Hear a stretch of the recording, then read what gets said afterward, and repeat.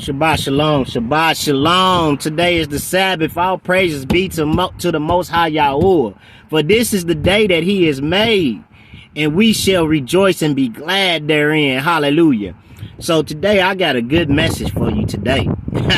Hey, look, you're going to have to bear with me because I'm going to be pulling up some scriptures. I'm just going to pull up a couple of scriptures today. Hey, oh, by the way, my name is Moshe Ben Yasharel, your hostess with the Moses. Like, share, and subscribe. Hey, look. So, we understand that back in, I'm gonna go there. Let's go there. Let's go to Exodus real quick. Bear with me.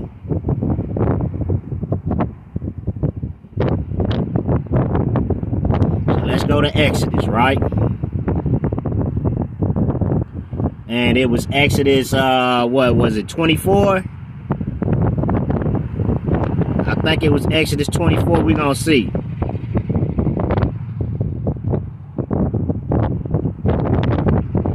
And Moses alone shall come near Yahuwah. This is Exodus 24 and 2. And Moses alone shall come near Yahuwah, but they shall not come nigh, neither shall the people go up within him.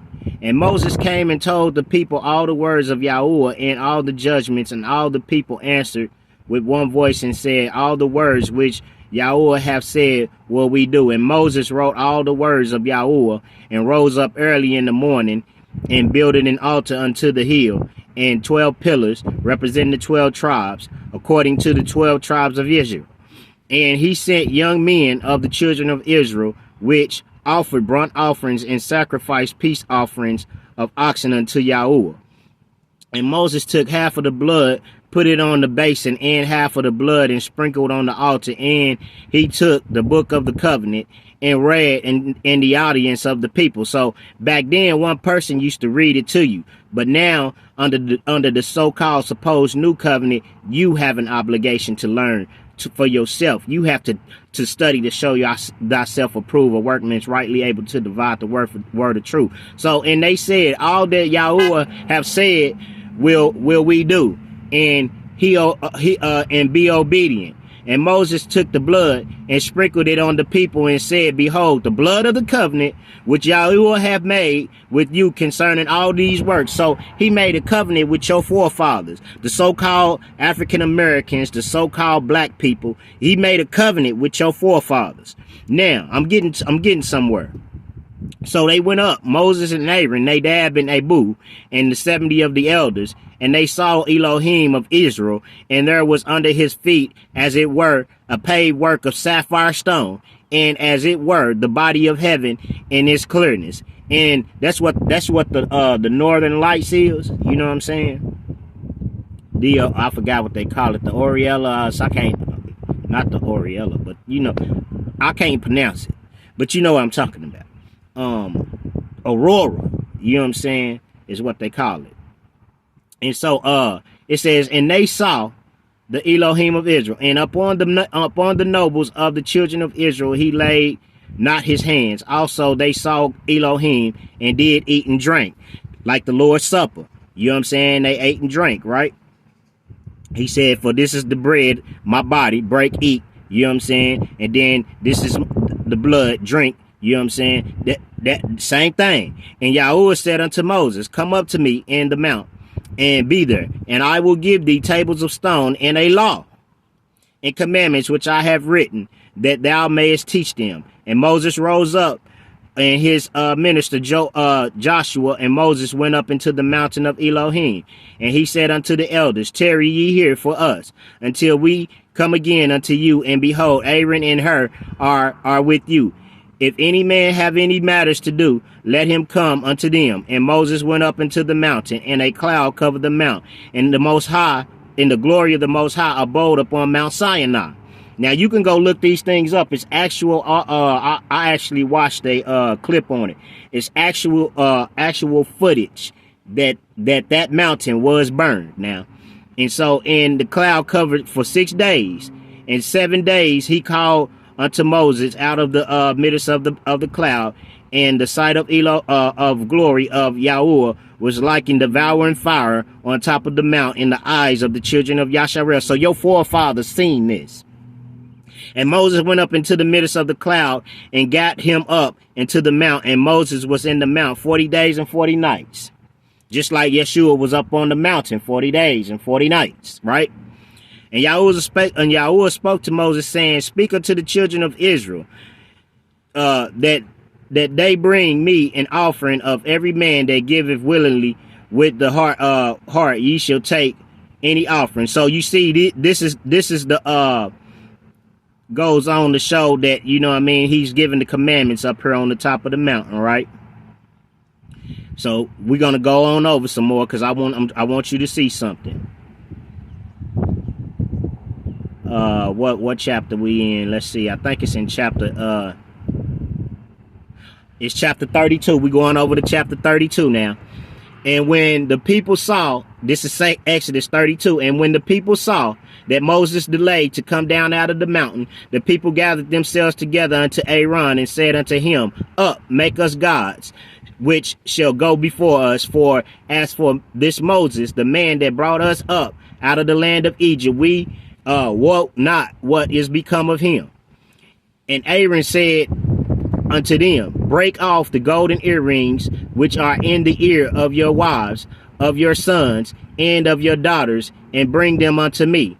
And all the people brake off the golden earrings which were in their ears, and brought them unto Aaron, and they received them at their hand, and fashioned it with a graven tool, after he had made it a molten calf. And they said, these be the gods, be thy gods, O Israel, which brought thee up out of the land of Egypt. So they were basically saying that they money is what brought them out of Egypt, because gold represents money, right? They had gold earrings and things of that nature, right? So gold represented the money. The money is what brought them out of bondage. This is what they saying. You know, I think it's somewhere in Ezekiel, or it could be Jeremiah. It says, woe unto them who goes down into Egypt. You might can just look it up. But anyway, and he received them at their hand and fashioned with a graven tool. Now, you know what I'm saying? This is a graven image, one of the commandments that he told us not to break. The second commandment told us not to make ourselves gods, but we did that because we turned away from his word, right? So we made ourselves gods. Then we made graven images. You see what I'm saying? I'm just trying to break this down for you real fast, you know what I mean? Because of the time. And he received them at their hands. They works. The hands represent your work, and fashioned it with a graven tool after he had made it molten calf. That molten calf represents Baal, the worship of Baal, right? After he had made it a molten calf, and they said, these be the gods, O of Israel, which had brought us up out of Egypt. And when Aaron saw it, he built an altar before it. And Aaron made proclamation and said, tomorrow is a feast to Yahuwah. And they rose up early on that morrow and offered burnt offerings and brought peace offerings. And the people sat down to eat and to drink and rose up to play. And Yahuwah said unto Moses, go get thee down, for the people which thou broughtest out of the land of Egypt have corrupted themselves. So now we got to understand that Moses was a shadow of Hamashiach to come. So you know, he was telling, you know, the people, because it's Hamashiach that's going to bring us out of bondage. It's going to bring us out of slavery. And Yahuwah said unto Moses, go get down. Okay, so they have turned aside quickly out of the way. What is the way? Out of the Torah. Out of the laws. You know what I'm saying? They turned away from the laws. You see what I'm saying? In the statutes and commandments, which I command them. They have made them a molten calf and have worshipped it and have sacrificed thereto and said, these be thy gods. So God already know what's going on. Yahuwah Elohim know what's going on, O Israel, which have brought thee up out of the land of Egypt. And Yahuwah said to Moses, I have seen these people, and behold, it is a stiff-necked people. Now this is God talking. Now therefore let me alone, that my wrath may wax hot against them. So he was ready to destroy these people because they had put their trust in their money instead of putting their trust in the principles of their God, in the word of their God. You hear me? Now, therefore, let me alone. My wrath may wax hot against them, and that I may consume them, and I will make of thee a great generation. Now I'm going somewhere. Okay, so look, let's go to, hold I gotta pull this up. I'm gonna Google this. You know what I'm saying? So just bear with me, cause I don't really prepare for nothing. You know what I'm saying? I ain't gonna even lie to you. I don't prepare. You know what I'm saying? So hold on.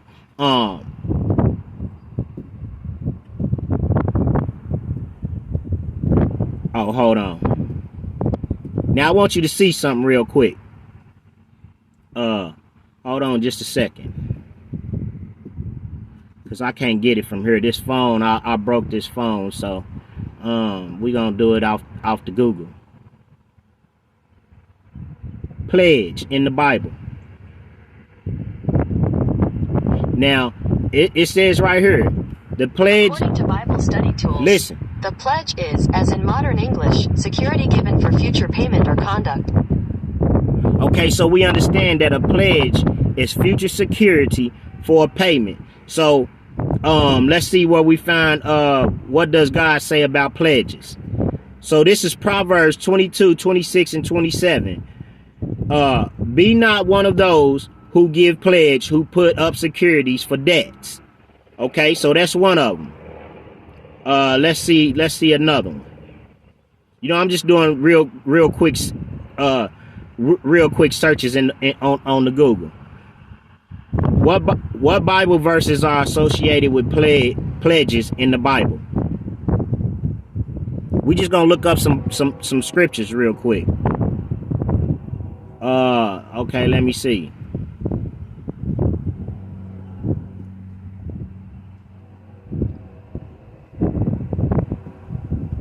What do you do when you make a pledge? You make a pledge to a sorority. You make a pledge to a fraternity. You make a pledge, you know, a pledge is like, you know, an allegiance. You see what I'm saying?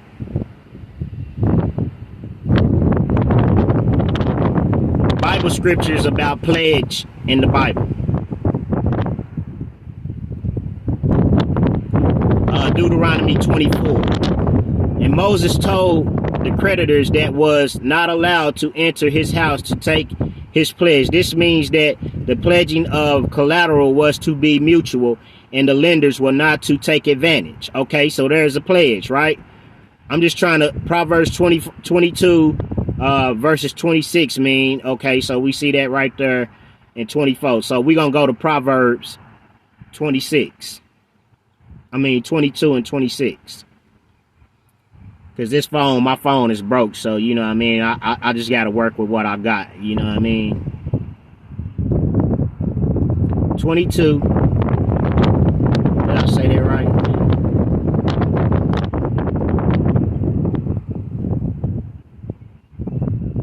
Proverbs 22, verse 26. Hold on. I'm going to have to do it again. Hold on. Just bear with me. Because I'm going somewhere.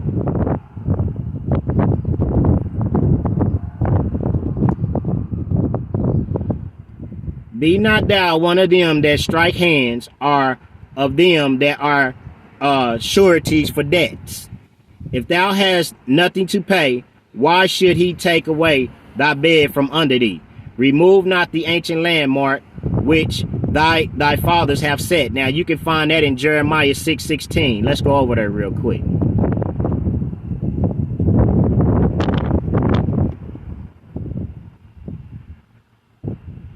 Thus saith Yahuwah, stand ye in the way and see and ask for the old paths, which is the good way, and walk therein, and ye shall find rest for your soul. But they say, we will not walk therein. Also I set a watchman over you, saying, hearken to the sound of the trumpet. But they said, we will not hearken. Therefore hear ye, nations, and know, O congregations that is among them. Now we going somewhere. Hold on, I got one more for you. I'm about to get up out of here. I'm trying to make good time on you guys so you don't get impatient with me. You know what I'm saying? No man can serve two masters in the Bible.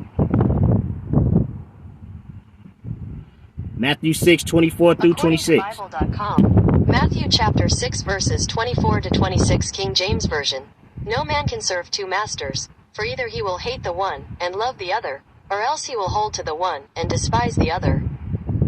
Okay, now let's go over there. Let's read that. Matthew 6 and 24 through 26. Let's go read it. Let's go.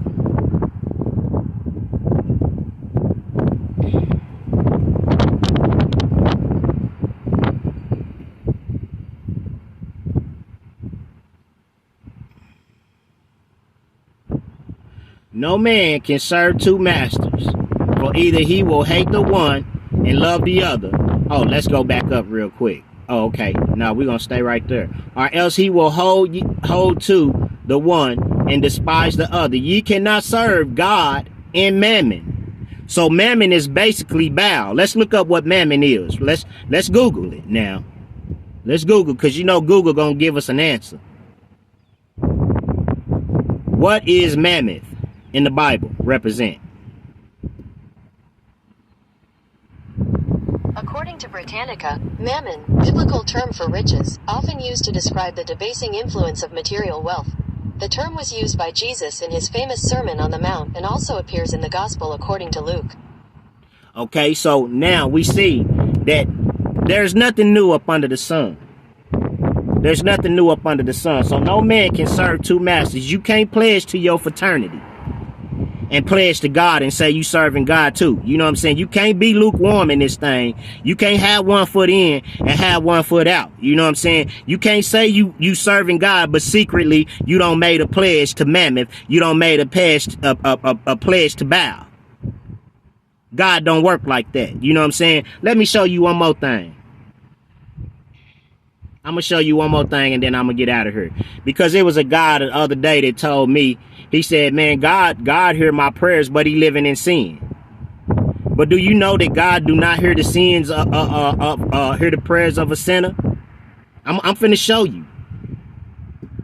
So, but because you got to understand that the devil, or that Ha-Satan, you know what I'm saying, the who they call the morning star, he blesses people too. You see what I'm saying? I think it's Proverbs 28:9, if I'm not mistaken. Let me go over there.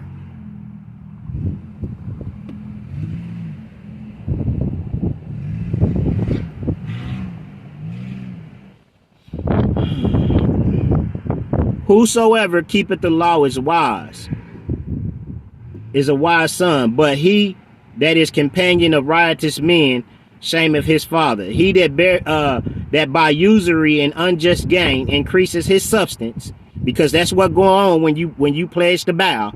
That was the same thing that happened to Nicodemus. He shall gather it for him that will pity the poor. He that turneth away his ear from hearing the law. Now you got to understand that the Greeks and the Romans changed the word, and when it got to English, it was the law, but in the Hebrew, it is the Torah. Even his prayers shall be an abomination. So you can't serve two masters. You know what I'm saying? You can't, openly be talking about you serving God, but you know what I'm saying, you with that 666 shit. You know what I'm saying? You know, I mean, I'm just keeping it real. You know, forgive me for not being traditional. You know what I mean? For not hooping and hollering. You know what I'm saying? Because God see everything. You know what I'm saying? And he's called us to bring this to the open. You know what I mean? We are his trumpets. We are the ones that, you know what I'm saying, call out the sin. And it's up to you to repent. And when you don't repent, it's left on you. You know what I'm saying? It's up to you now. I did my job. You know what I'm saying? I fulfilled my obligation, my responsibility. You see what I'm saying? You ain't gonna be able to say that you don't know. No man can serve two masters. Oh, I got one more for you, boy. I'm telling you, the spirit just won't leave me alone. He just won't leave me alone. He just won't leave me alone. Let's go to Joshua real quick. Let's go to Joshua now. Joshua 24. This was my homeboy Doug's favorite, you know what I'm saying, verse. He named his son Joshua. You know what I'm saying? I used to go to the gospel with him. You know, if you know me, you know. You know what I'm saying? You know me, 24:14. You heard me? You know what I'm saying? You know me. You know what I mean? Hey, now therefore, fear Yahuwah and serve him in serenity and in truth, and put away the gods which your father served on the other side of the flood and in Egypt. So, and serve Yahuwah. So they were serving the same God, Baal. I just showed you in Exodus, they were serving the same God now. I just showed you that, right? I just showed you that they were serving the same God over there. Baal, that's the same God. Mammoth now over here. And this time it's Mammoth. So now, therefore, fear Yahuwah and serve him in serenity. Oh, excuse me. In sincerity. I apologize. And in truth. And put away the gods, because I know how to spell words. I can pronounce words. I don't have a problem. Some of them I do, but not all of them. I be trying to get through this thing fast, though, for you. I don't have a problem, with pronouncing words. I think, I try to teach myself in the best way I can. You know what I mean? Anyway, God, which your father served on the other side of the flood and in Egypt, and served ye the Lord. So they were serving Baal, correct? And if it seem evil unto you to serve Yahuwah, choose ye this day. Choose. Make a choice. Who y'all gonna serve? Y'all gonna serve y'all money? Y'all gonna serve Baal? Y'all gonna serve y'all God? Y'all fraternities? Y'all pledges? Or y'all gonna serve the God of heaven and earth, the God of Abraham, Isaac, and Jacob, and Yahuwah Savo is his name?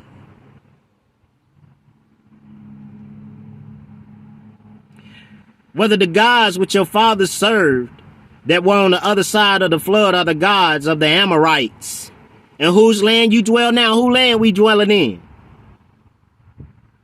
Where we at? Who you with? But as for me and my house, hey, look, I got my fringes on, and I live according to the word.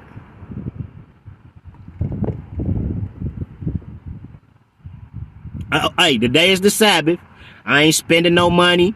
You know what I'm saying? I ain't, doing nothing. I'm resting on, chilling on the Sabbath. Fred, what up, homie? We chilling on the Sabbath. Hey, look.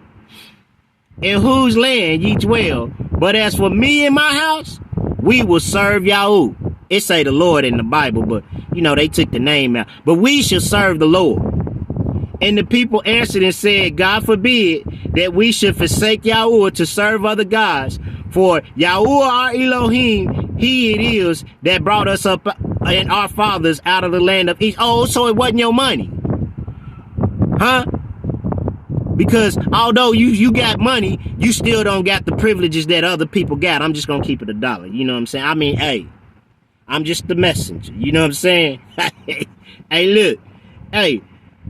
From the house of bondage, in which did those great signs in our sights, and preserved us in all the way wherein we went, and among all the people through whom we passed. Hey, shalom, man. Peace and blessings. Shabbat shalom, actually. We chilling on the Sabbath.